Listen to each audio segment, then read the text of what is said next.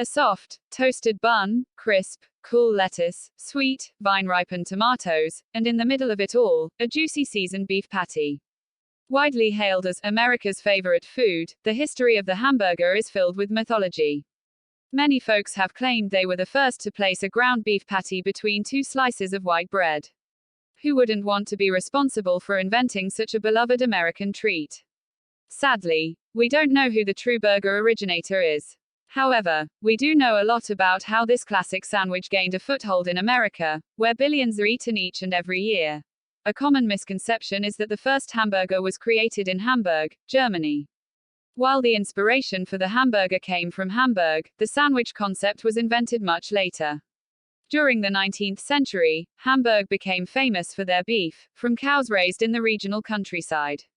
Hamburg beef was commonly chopped, seasoned and molded into patties. Since refrigeration was not yet available, fresh beef like this had to be cooked immediately. Hamburg beef came with a hefty price tag outside of its native land, and was often substituted with less expensive varieties of beef. When groups of German immigrants began arriving in America during the 19th century, many earned their livelihood by opening restaurants in large cities like Chicago and New York. It wasn't long before many of their menus featured an Americanized version of the Hamburg steak beef that was minced or chopped and combined with garlic, onions, salt and pepper, then grilled or fried.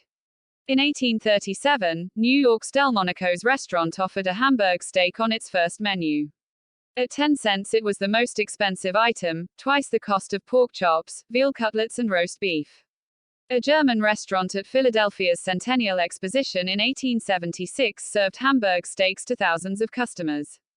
Afterwards the dish was in high demand, and could be found in non-German restaurants and in cookbooks like Mrs. Lincoln's Boston Cookbook, published in 1884. Hamburger steak. Pound a slice of round steak enough to break the fiber. Fry 2 or 3 onions, minced fine, in butter until slightly browned. Spread the onions over the meat, fold the ends of the meat together, and pound again, to keep the onions in the middle.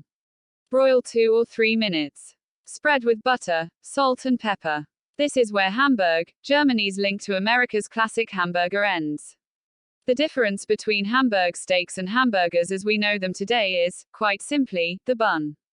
Two simple pieces of bread launched the Hamburg steak into nationwide popularity in the mid-1800s, when many Americans found industrial jobs in factories. When steam-powered factories began operating through the night hours, food carts offering coffee and small food items were often parked outside. Hungry workers would order food through a window and eat quickly before heading back inside to work. A few years later, when food carts came equipped with gas grills, Hamburg steaks started showing up on their menus. While well liked by customers, the Hamburg steak proved difficult to eat while standing. Placing the patty between two slices of bread solved this problem, and the hamburger sandwich was born. Who was the first to serve the Hamburg steak as a sandwich? The details have been lost to history. Whoever it was, looking back it might be considered a stroke of culinary genius. By the turn of the century, the hamburger was already considered an American classic.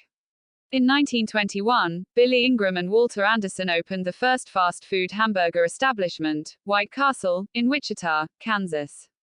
Their main offering was a small 5-cent hamburger, which they encouraged customers to purchase by the sack.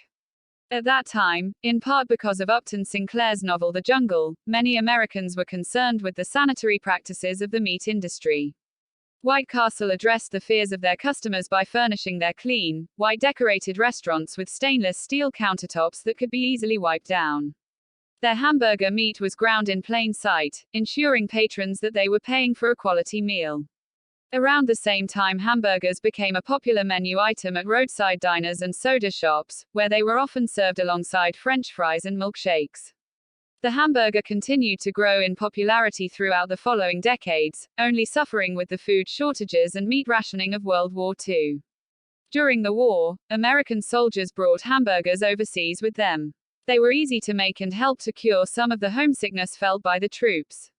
When the McDonald brothers opened their burger bar drive-in in San Bernardino, California in the 1940s, the hamburger made its official debut in the suburbs. By that late 1950s, McDonald's had sold over 100 million hamburgers.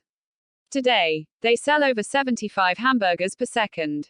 Today, hamburgers can be found in nearly every part of the world. Over time, the concept has evolved, and meat patties are decorated with an endless variety of creative, tasty toppings.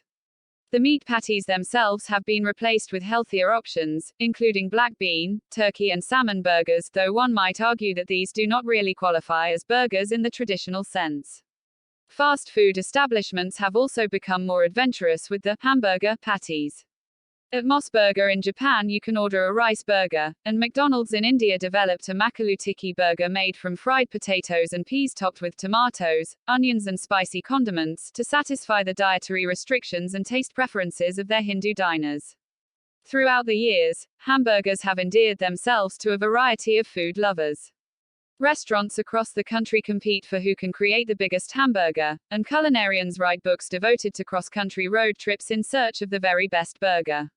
You can find hamburgers in tiny hole-in-the-wall diners and on the menus of Michelin-starred restaurants. In 2005, Las Vegas restaurant Fleur de Lis outdid themselves by creating a $5,000 hamburger served with champagne. Seems a bit silly to me, but it does prove the widespread appeal of this simple and tasty sandwich. Even now they continue to evolve. Next, it appears that burgers will be grown in test tubes. I shudder to think. What's your favorite way to eat a hamburger?